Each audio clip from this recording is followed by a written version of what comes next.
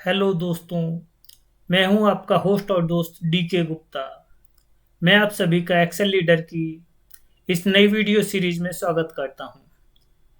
इस video series का नाम है Excel formulas.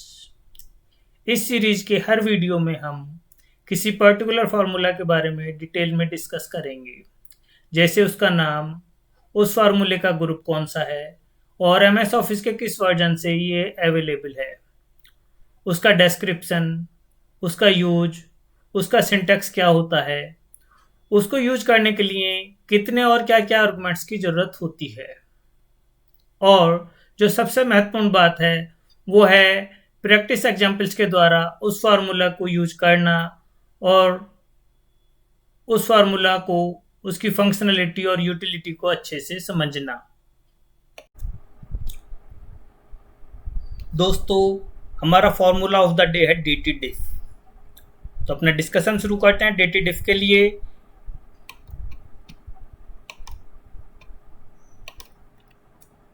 Name of the formula है datedif. Group of formula date and time group का पार्ट है, एमएस ऑफिस के सभी वर्जन्स में अवेलेबल है। डिस्क्रिप्शन ऑफ फार्मूला की अगर हम लोग बात करें तो ये किन्हीं दो डेटों के बीच में कितने नंबर ऑफ डेज हो चुके हैं, कितने नंबर ऑफ मंथ्स हो चुके हैं या कितने नंबर ऑफ ईयर्स हो चुके हैं, ये उनको कैलकुलेट करके बताता है। और ये किसी आदमी की एज किसी पर्टिकुलर डेट को कैलकुलेट करने के लिए बहुत ही इंपॉर्टेंट फार्मूला है। किसी आदमी की एज हो सकती है, किसी मशीन की लाइफ हो सकती है, कि कितने महीने हो चुके हैं, कितने डेज हो चुके हैं, कितने मंथ हो चुके हैं, उनको कैलकुलेट करने के लिए इस फॉर्मूले को यूज किया जाता है। सिंटैक्स ऑफ फार्मूला की अगर हम लोग बात करें तो equal to datedif, start date, end date और ये वाई लिखा हुआ है। तो यहाँ पर स्टार्ट और एंड डेट है और एक वाई लिखा हुआ है।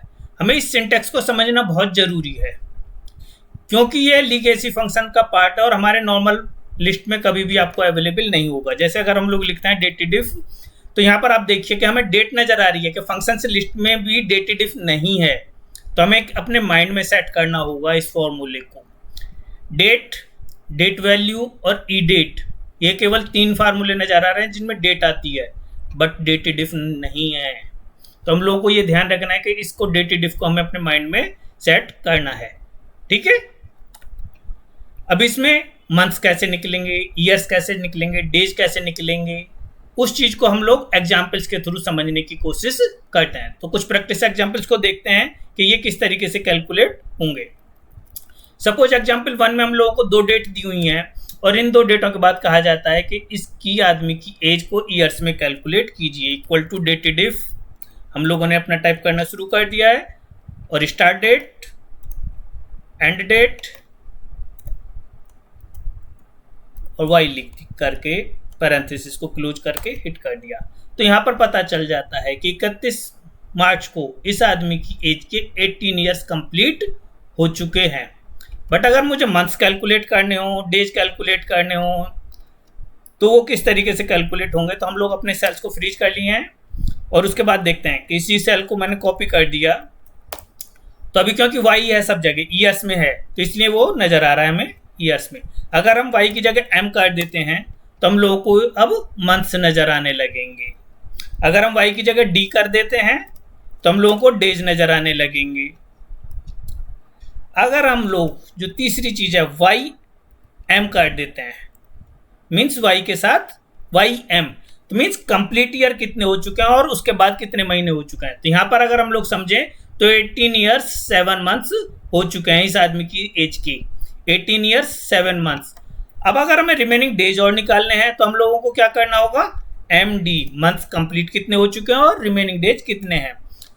तो अगर इस आदमी की एज 31 मार्च 2020 को कितनी थी, 18 years 7 months 23 days, 18 years 7 months 23 days.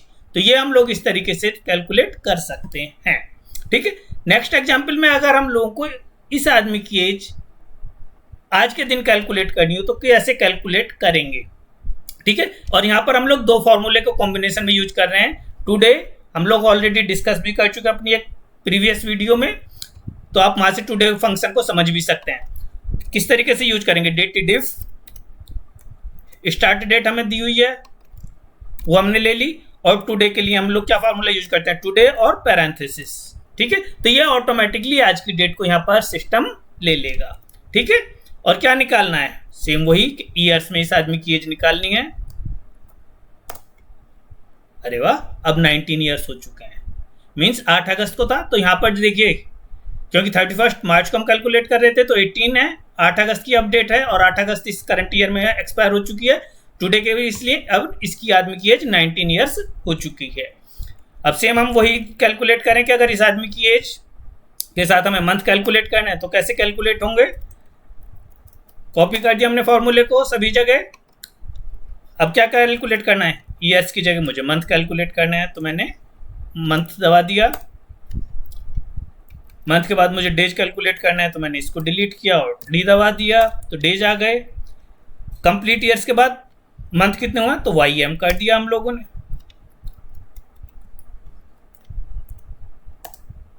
तो 0 महीना हुआ क्योंकि अगस्त का ही महीना चल रहा है अभी करंट में, इसलिए इसने 0 ले लिया। और हमें क्या निकालना है, डेज, तो हम लोगों को क्या करना होगा, एम डी, मंथ के बाद कितने दिन हो चुके हैं। तो अब इस आदमी की अगर आज की डेट में एज कैलकुलेट की जाए तो 19 years 0 month 10 days, 19 years 0 month और 10 डेज इसकी एज हो चुकी है। अब अपने फॉर्मूले को और थोड़ा सा कॉम्प्लिकेटेड बनाते हैं कि नहीं यार ऐसे मजा नहीं आ रहा है कि 19 अलग नजर आ रहा है, 0 अलग नजर आ रहा है, 10 अलग नजर आ रहा है, हमें तो सारी चीजें एक सीक्वेंस में चाहिए। तो हम लोग क्या करते हैं, कॉन्केटिनेट फार्मूले को यूज करके देखते हैं। कॉन्केटिनेट, ठीक है, कॉन्केटिनेट के साथ डेटी डिफ वाला फार्मूला हम लोगों ने लिया। डेटी डिफ की क्या क्या रिक्वायरमेंट है, डेटी डिफ की रिक्वायरमेंट है सबसे पहले स्टार्ट डेट, ठीक है, और टुडे की डेट भी हम लोगों ने ले ली। और निकालना क्या है हम लोगों को, वाई। ठीक है, अभी मैं इसको यहीं क्लोज करके लिख देता हूं और अपने समझने के लिए पैरेंट कोट्स में ईयर्स लिख देता हूं, स्पेस। ईयर्स के पहले भी मैंने स्पेस दिया है और इसके बाद में भी स्पेस दिया है, जिससे कि हम लोगों को थोड़ा सा समझने की कोशिश करते हैं। और यहाँ इसको क्लोज कर देते हैं। हमारा फार्मूला किस तरीके से कंप्लीट होता है, तो हमें ब्रैकेट्स पे ध्यान देना जरूरी है, राउंड ब्रैकेट्स। देखिए अगर कॉन्केटिनेट के बाद जो राउंड ब्रैकेट स्टार्ट हो रहा है और जब मैं ईयर्स के बाद वाला ब्रैकेट क्लोज करता हूं तो वो हाईलाइट हो जाता है। इट मीन्स हमें बताता है कि हमारे सेल पूरे हो चुके हैं।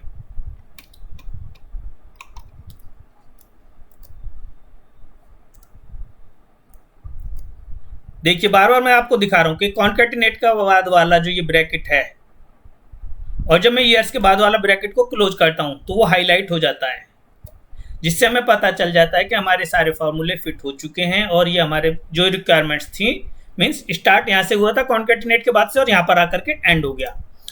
तो देखिए हम लोगों को ये इस तरीके से नजर आ गया कि 19 ईयर्स, ठीक है, बट हमें मंथ भी चाहिए और डेज भी चाहिए। तो अब अपने फार्मूले को वापस और आगे एक्सटेंडेड कर देते हैं। डेटेड इफ, ब्रैकेट के बाद नया कॉमा लगा करके डेटेड इफ, स्टार्ट डेट हम लोगों ने यहां से वापस ली, कॉमा, उसके बाद टुडे फार्मूला यूज किया। अब हमें क्या कैलकुलेट करना है, ईयर्स निकाल चुके हैं कि मंथ कितने हैं, तो हम लोग क्या यूज करेंगे, वाई एम। ईयर्स के बाद मंथ कितने हो चुका है तो वाई एम भी हो गया हम लोगों को। वाई एम होने के बाद ब्रैकेट को क्लोज कर दिया, तो डेटेड इफ वाला एक पार्ट क्लोज हो रहा है, कॉमा, ठीक है, इन्वर्टेड कॉमा, एक स्पेस दे दिया हम लोगों ने। और यहाँ पर क्या चाहिए हम लोगों को, मंथ्स लिखा हुआ चाहिए, मंथ्स भी लिख दिया हम लोगों ने। फिर वापस एक स्पेस दे दिया जिससे कि हमें हर कैरेक्टर के बीच में गैप नजर आता रहे, ठीक है। वापस तीसरा पार्ट क्या चाहिए, डेज भी चाहिए हमें, तो dated if start date, this is year. और क्या चाहिए हमें, एंड डेट के लिए हमें क्या ले लिया, टुडे, ये भी मिल गया हमें। अब क्या निकालना है, डेज कितने, तो डेज कैसे निकलेंगे, फॉर्मूले में हम लोगों ने क्या लिखा था, एम डी, तीनों ईयर्स के लिए वाई, कंप्लीट ईयर के बाद कितने महीने तो वाई एम, कंप्लीट मंथ के बाद डेज कितने तो एम डी, हम लोगों ने इस तरीके से यूज किया। और यहाँ पर हमारा डेटेड इफ वाला फॉर्मूला क्लोज हो गया। बट अभी हमें और क्या चीज चाहिए, डेटिव के बाद हमें डेज लिखे हुए और चाहिए, तो हमने कॉमा लगाया और इन्वर्टेड कॉमा शुरू किया, स्पेस दिया और डेज लिख दिए। बाद में कॉमे की और स्पेस की जरूरत नहीं, क्योंकि इसके आगे कुछ नहीं लिखा हुआ होना। तब हमारा रिप्लाई किस तरीके का आएगा, देखिए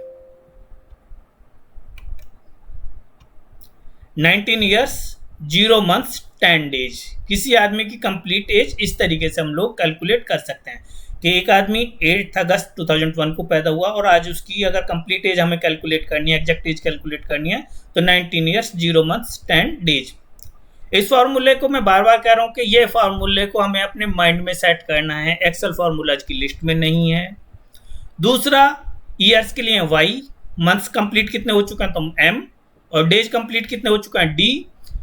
कंप्लीट ईयर के बाद कितने महीने हो चुके हैं तो उसके लिए हमें वाई एम यूज करना है। कंप्लीट मंथ के बाद कितने डेज हो चुके हैं तो हमें एम डी यूज करना है। तो हमें 5 फार्मूले हैं, इसी एक फार्मूले में हमारे 5 फार्मूला हैं, सब कुछ सेम है। तो इस तरीके से हमें इसे याद रखना है। आज के वीडियो में इतना ही। उम्मीद है आप सभी को ये वीडियो पसंद आई होगी, और जल्द ही मिलते हैं एक नए वीडियो के साथ। तब तक के लिए धन्यवाद।